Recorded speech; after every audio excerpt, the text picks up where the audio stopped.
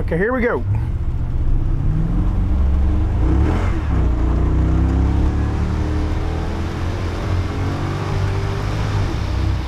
right, so I had to back off there because it was starting to spin.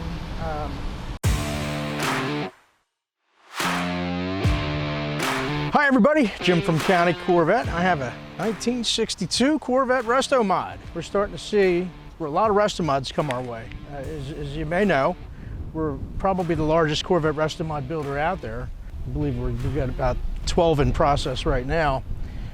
And you know, we just keep on getting more and more. But there's not a lot of shops out there that can work on Restomods because, let's face it, everyone's different.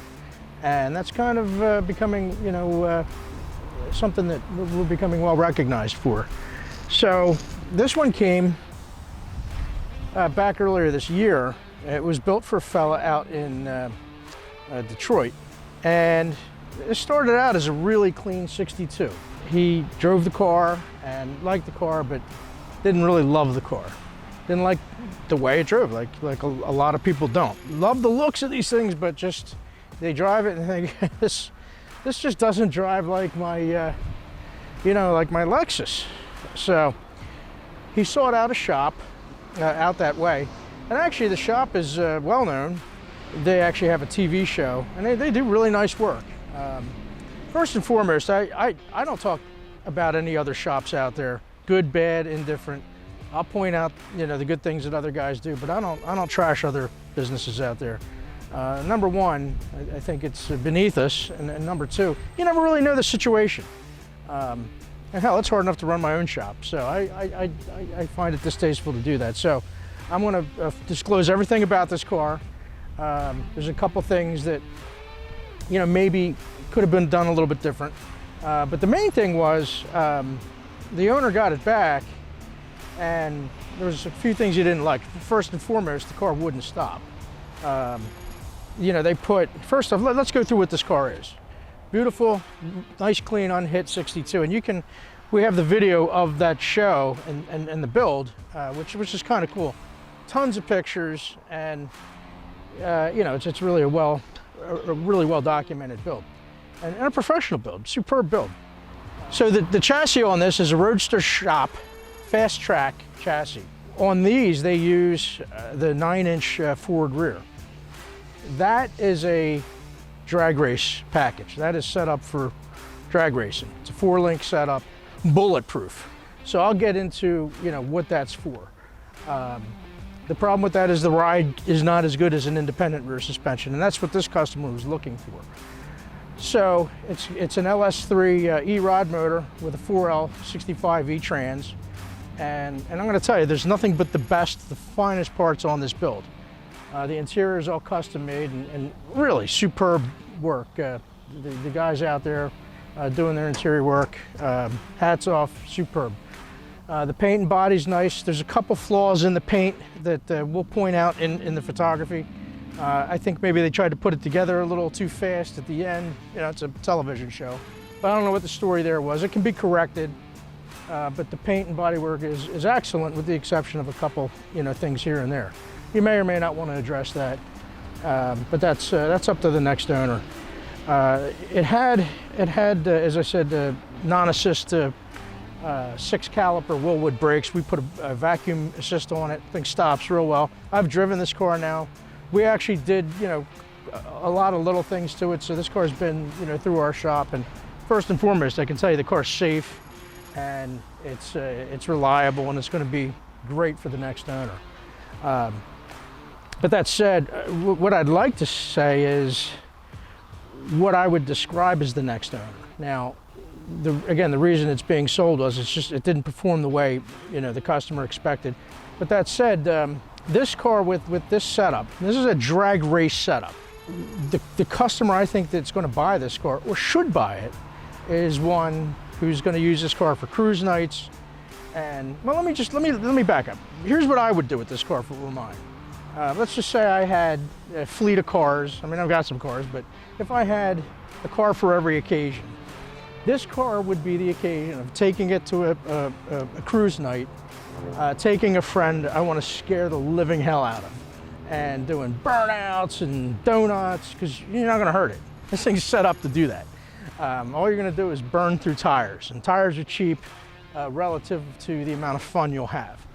If you want a car that you can just take out and really murder, this is it. So that's how that car's set up, and that's how it should be used. That's how it's intended to be used. The Roadster shop chassis is it's an excellent chassis, the best of the best parts. They're indestructible, and you know, you're not going to break it. So, quarter-mile type car, straight line, thrashing, or you know, driving, cruise night, whatever. But that's what this car's set up for. I've driven it. I like the way it drives. Everything functions well. Yeah, it's got all the comforts. It's got power windows. It's got air conditioning. Yeah, full rack and pinion steering. Roadster shop does that stuff real well, and the brakes on this thing are outstanding. We replaced the wheels. It had a strange wheel combination on it, and they did a cool job with it, but it was just too much unsprung weight. So we've put these shot wheels on, and hey, actually no, these are it had at some point shot wheels on it. These are Bose forged wheels, and we ordered them for the car. And I think they look great, really complements this color. The paint is Glasurit. It's actually BASF base, Iridium Silver with the Glasurit clear, which is all compatible now. Glasurit was purchased by BASF, and that's actually the system we have. So we could actually do any paint work on this car too, which is good to know. I can match it, and it's a base clear setup. It really pops, but it is a paint that can be fixed. And that's important on one of these cars because you're going to drive the car. But anyway, we're going to take this thing for a ride. I'm not going to go crazy with it. I've had the car up to speed. It's rock steady. I probably won't take it up much over 70 miles an hour. It's a little later in the day. Anytime I do my test drives, you know, I got to make sure we're operating safely. So with that, we'll take this thing for a ride and see what you think. The other part of this car before just one other thing, it's quiet. So that may be great for somebody, it may not be. That's a muffler thing. So we can make it louder, but as it is now, it's actually a really pleasant car to drive. It doesn't rattle your eardrums. So let's do this. Okay.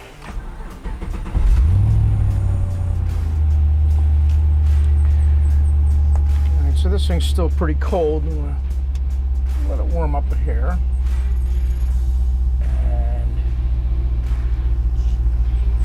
On this ride, I'm going to put the windows up.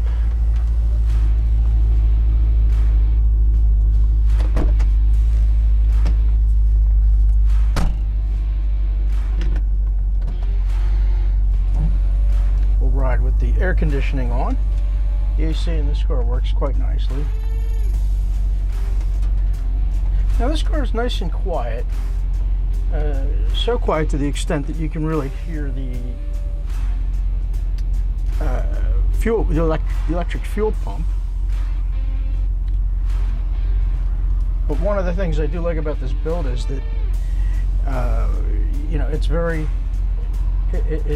mild, and it's a car that it's got plenty of power, but it's nice and quiet inside. Now, you know, because it is a solid axle Corvette body, you know, there's some sound deadening in it, in the floors and I suppose in the doors like we do them, and it you know, it keeps the sound down by a large degree. But this is a car that you can talk to somebody while you're driving down the highway. So that's a nice thing.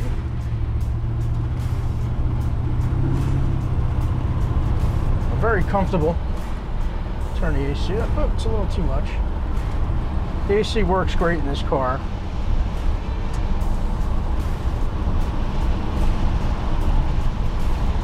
And yeah, it goes down the road nicely.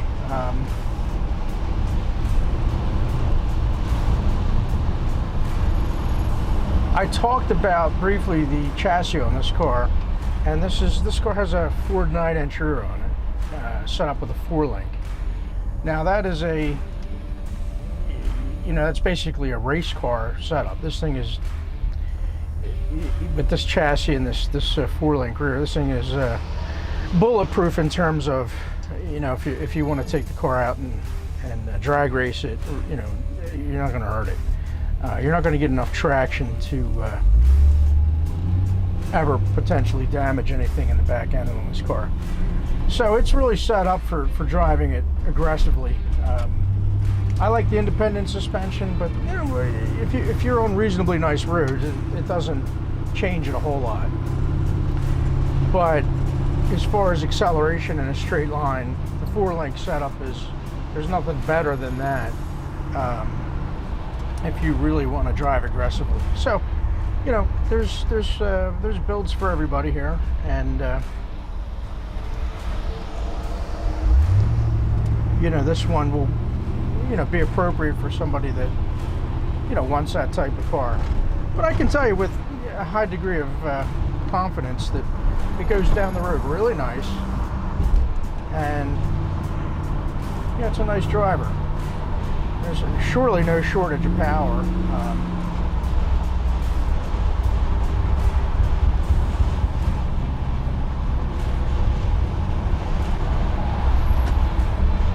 Yeah, we weren't even in overdrive there. All right, we're all warmed up now. I don't think I'm going to make this light. I'm not going to try.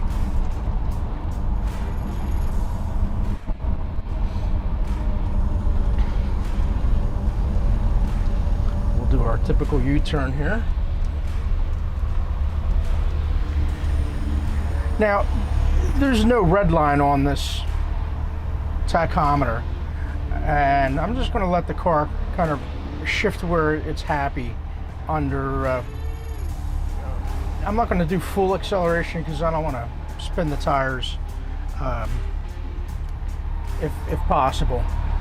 So I'll do a rolling start because this thing will just smoke the back tires if I mash it at a stop, and I don't want to make a scene.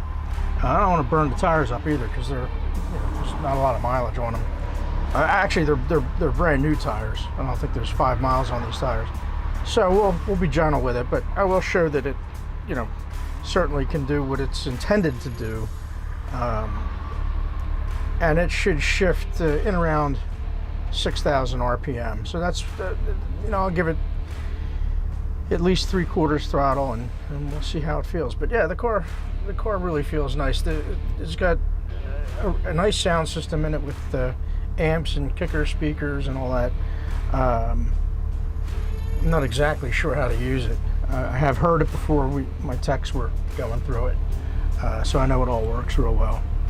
You know, we definitely went through this car and you know, debugged whatever was not quite right on it, and made some additions, like I said, with the power brakes. I just don't know why guys build these cars without power brakes. It's like, I don't know, you know. But we added that, and that really transformed the way the car drives. It's just absolutely critical to have that. We won't build one of these.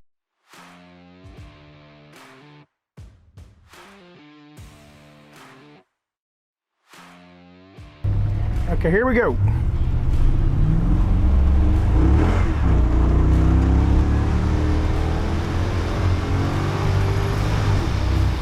All right.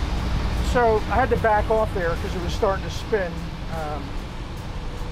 but that shot up to 6,500 RPM, almost full acceleration, and this thing goes down the road nice. I mean, it's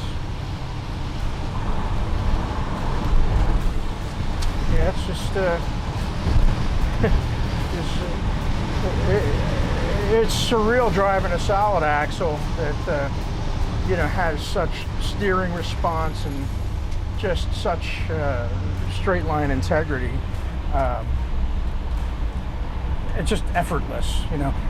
If you've driven a lot of solid axles like I have, it's, you know, you get out of the car and you're tired. I mean, it was work, you know. You got to go around turns, and you know, you don't go around turns, you plan turns. This thing's effortless, just very smooth and easy. So this is a cool car. But again, this car needs to go to somebody that, you know, is going to drive it hard.